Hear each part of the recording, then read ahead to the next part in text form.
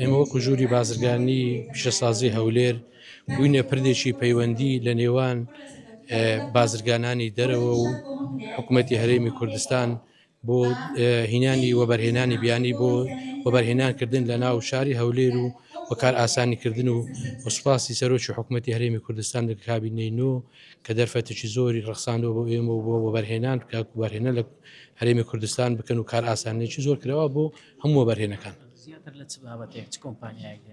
کۆمپانیەکانی بە بەگشتی ژووری بازرگانی کۆمپانیەوە بەرهێنان دێتن کۆمپانیە بازرگانی دێتن شسازی دێتن وزە دێتن هەموو جۆرە کۆمپانیەکان لەمەینە.